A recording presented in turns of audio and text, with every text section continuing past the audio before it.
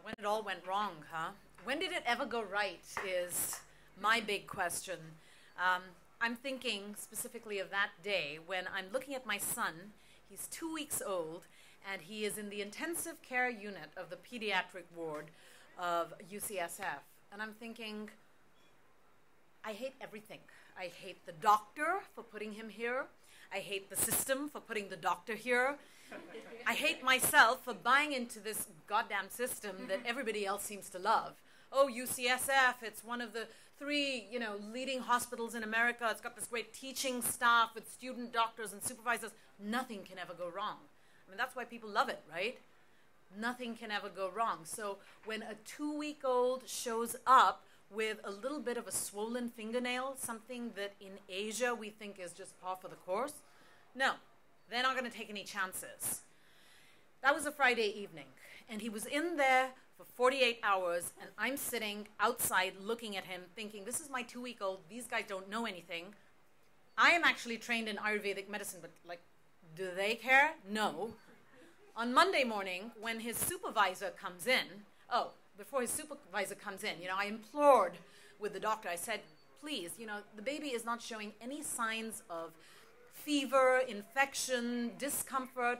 At least tell me that if in 24 hours it's the same, you'll let him go home. And he just looks at me like some scene out of a movie, steps into the elevator, shakes his head and says, that's not going to happen. And the doors close.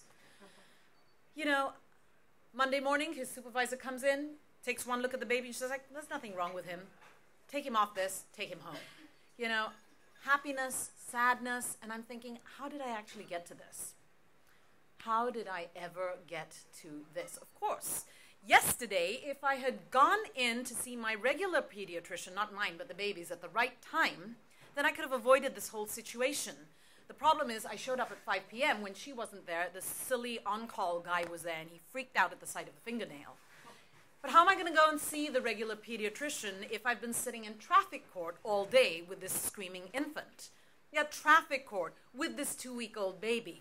I mean, firstly, I thought the traffic court was a place where you go to relearn the rules of driving because you committed some huge offense. But it isn't, because in San Bruno, California, it's where you go because you did something stupid that you didn't even realize that you did. And I'll get to that, I guess. And you're sitting there because you are made to pay a very expensive ticket. Now, payment is something that we do online. We can do it through the post office back in those days of the dinosaurs, but you don't need to go and sit and stand in line A and then line B and then line C with a bunch of people who, crossed a red light and, went by a stop sign and, there's your baby, 2 weeks old, screaming because it needs to be nursed and, after all those La Leche League classes, you still don't have the confidence to say, okay, I'm going to whip it out and, right here. So I'm thinking, this is the worst day of my life. This is, nothing could possibly be worse than this. And how did I get here? How did I ever get to this? Oh, yeah, of course, it was roughly, 4 or 5 weeks before that. I was dying to make an escape from San Bruno that day because my 3-year-old was sitting strapped up in a child seat at the back of the car, screaming at the top of her lungs, screaming. I mean, you thought the 2-week-old? Forget it. The 3-year-old, she was just going ballistic. And I was so stressed out. I was like, I got to get out of here. I got to get out of here. I am going to give birth right here. I was, be driven to it. And so, of course, I am a careful driver. I mean, on most days, I'm not one of these, in California, you get labeled crazy Asian driver, that kind of stuff. They've just showed up.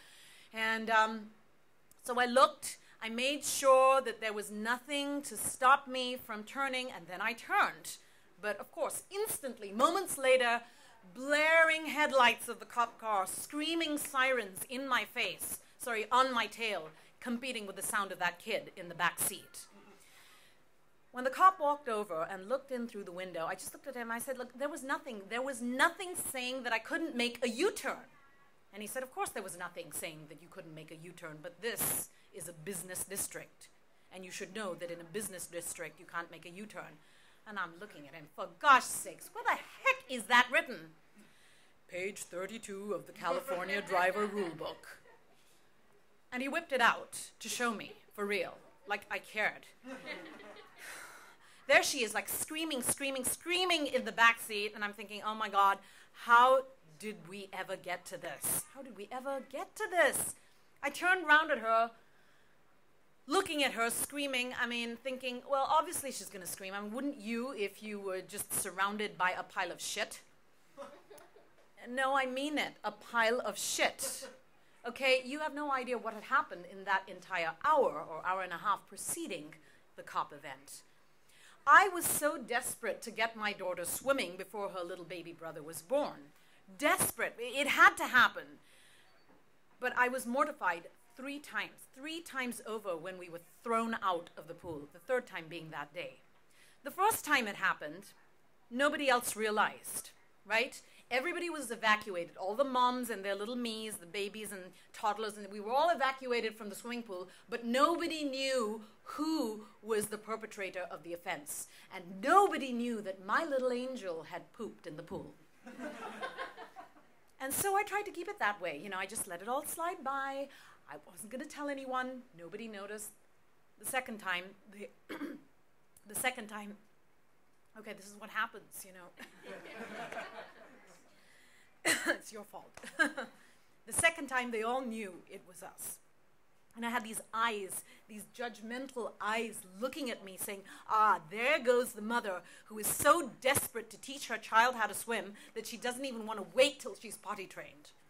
And we were evacuated, and there was that blob making its way down to the bottom of the pool, and everyone knew. Oh, gosh. And then you think, well, it can't get worse than this, right? The third time, which was that day, not only did she poop in the pool, but she had indigestion. So if you've been swimming in a pool where a kid has the runs, let me just tell you, it doesn't look good, it doesn't feel good, it doesn't smell good, and it really doesn't taste good when it, Could it get worse than that? All the while I'm thinking, how did it ever get to this? How did I ever get here? Why was I so desperate to have her swim in the first place?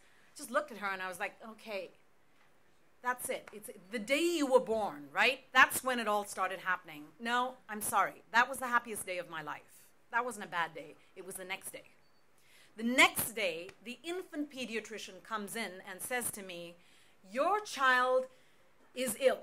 She has something called congenital dislocation of the hips, clickety hips. What the heck does that mean? That means your ball and socket joint in your hip, the ball of your femur doesn't fit into the socket and it gets loose and you can't ever do any kind of, athletic sport in your entire life. Now you try telling that to any woman the second day after she's given birth and is completely ballistic and completely a puddle of hormonal mess. Of course, a few weeks later, it all turned out to be nothing. As usual, we were the people who were overdiagnosed, overmedicated, over this, over that, and over the other. But on that day, all I could think was, here's my child, she's 2 days old, she's injured, she's handicapped, she's never going to be able to do anything in life, and it's all my fault. That was the worst day of my life. No? Well, yes, until about 72 hours later, when we get a call from India saying that her grandfather, my father-in-law, who had been eagerly anticipating getting on the plane to come and see his newly born grandchild, had decided to take a nap. He never woke up from the nap. Yeah, my purpose was actually to start at the beginning and, go forward to maybe up until the most recent thing. This is not a costume, this Long John Silver thing here. And then I wonder why it is in life that instead of going forward, I end up going backward. I think it's because I struggle with, why it is that these things happen. Do they just happen? Or is it because somehow I bring them upon myself, right? That's the subtle training at the back of my head. I'm from India. And that's a basic law of karma, right? There will be consequences for every action. So when I actually think about it, say, okay, how can I take this story forward? How can I actually progress with it? What I find is when I think about all of these terrible moments, I don't actually make any progress. In fact, I have a tendency to regress. Thanks.